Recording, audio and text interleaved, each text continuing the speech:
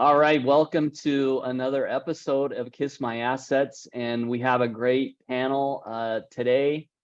I'm going to start from my left to right. Heather Andrews. Hi, Heather. Hi.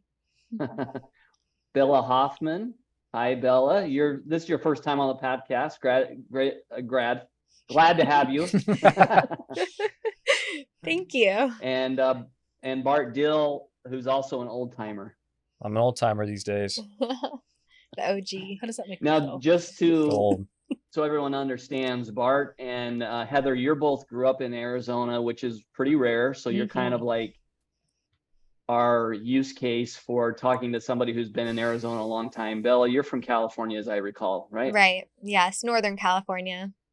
Okay. So we got some good perspectives. I'm from Idaho.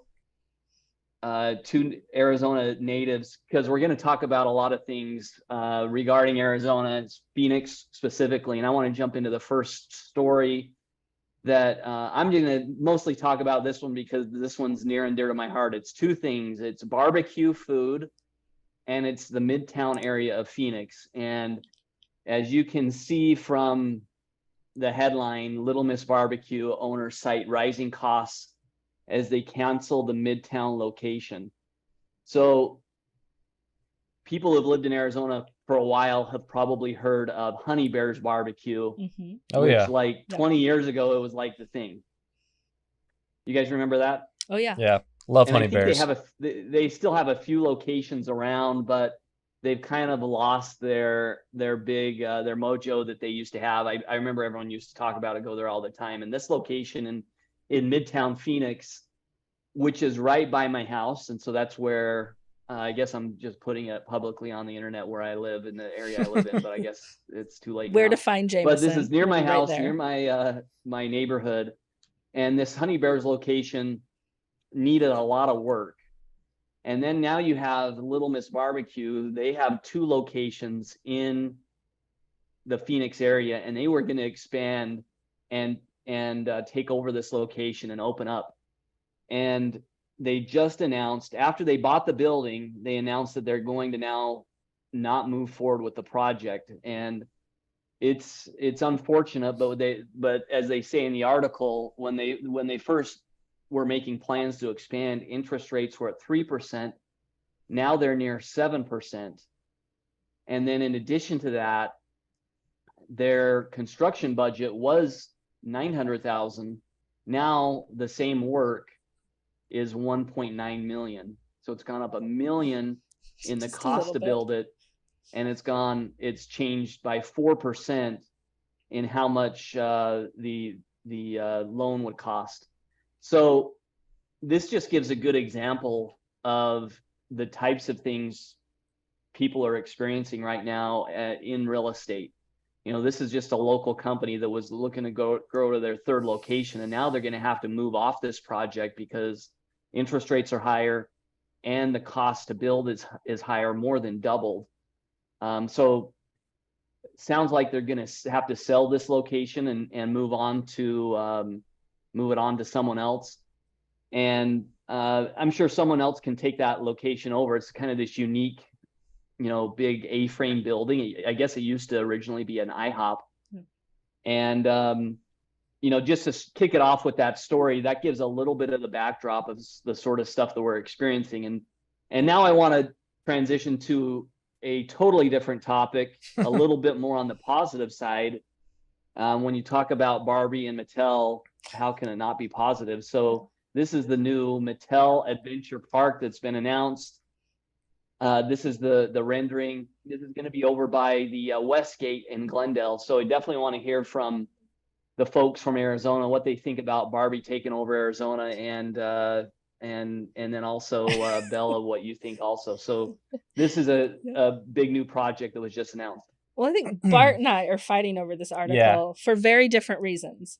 You can go first. Yeah, I saw Barbie Dreamhouse. And I'm thinking Hot Wheels. So we have very different attachments to this one. Growing up, this is a nod to the little Bart. If he had a Hot Wheels amusement park, he would be fired up. Yes. I mean, as an adult, I'm going to go there. I'm going to ride the rides. But I don't think this is you're not really the target market for this. He's got nephews. He can. Maybe. You can go and not look weird. But no, I think it's great. I think it's great for that area. The thing about Westgate and the Cardinal Stadium is on the weekends it's packed, but during the week it's pretty dead. So I think this is a great opportunity to get people from all over Arizona and tourists to go to that area of the valley, which is a great area. It's just right now kind of a weekend destination only during football season. Well, the thing when I was reading it, they talked about being strategic about how to have it open year round. Yeah. And they're being really aware of our temperatures that can go a little bit high. And so they're putting a lot into having parts of it indoor and good air conditioning so people can come all year round. And what when I first read it, I thought that's so much more people coming here. Yeah. The tourism is good. But then there's going to be, I think it's 4 hotel towers. And so they've already thought about that. There's going to be places for them to stay. Right. So they've really thought about, I think, from every kind of angle. And with this being right next to State Farm Stadium, it almost brings more of an incentive for people who perform in those areas to, have that appealing feature around that area to make a full trip out of it and maybe extend it. So sorry, when they built the stadium originally, there is the Westgate Mall there, and then that's kind of it. Mm-hmm. You got the stadium, you got the Westgate Mall, and the mall's cool, and there is some hangout there. But this is really going to kind of change the whole dynamic of the area, especially for people who I think this will probably be something where people will come from out of state to visit this place. Yep. And it adds another destination to the valley and specifically to the Westgate area. I think we're just taking more from California. You don't have to go all the way to Disneyland. And I've never thought of Glendale as being like the cool place to go, but they're making an effort. I mean, I grew up in a small town in Northern California, and we would travel to great lengths to go to the Great Wolf Lodge.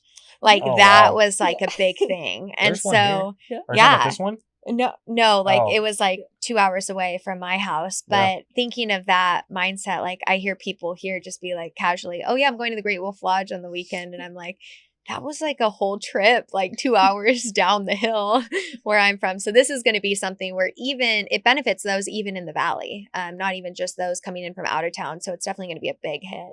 And it's huge, right? It's over 9 acres, over 160,000 square feet. There's going to be a party island, which that I'm very curious about. I would like my own party island. It sounds like we're doing an ad for Mattel right now. Everyone go visit this place. Well, and we are not invested into this.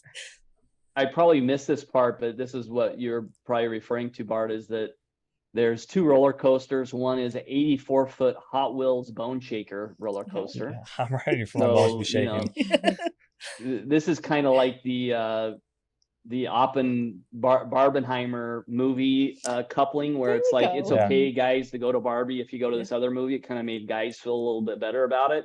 So now you can go to the Mattel Barbie park because there's the Hot Wheels roller coaster. So they're trying to broaden that market. The second coaster is called the Hot Wheels Twin Mill Racer, and it will have a double loop and 2 corkscrews.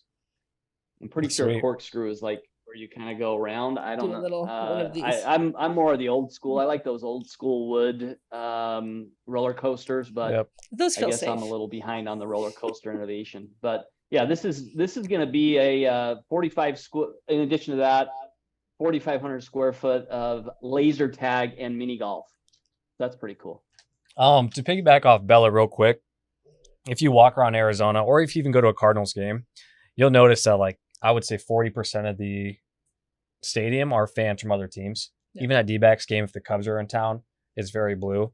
So I think this is awful. It's a great opportunity though. It's because Arizona is very much a transplant state. I didn't even know there was a stadium out there. I was just like, man. Look, but it's right next to So now it. there's something for everybody. For relatives that want to leave the cold and come to Arizona in the wintertime and to have a good week there, this is a great place for them to stay.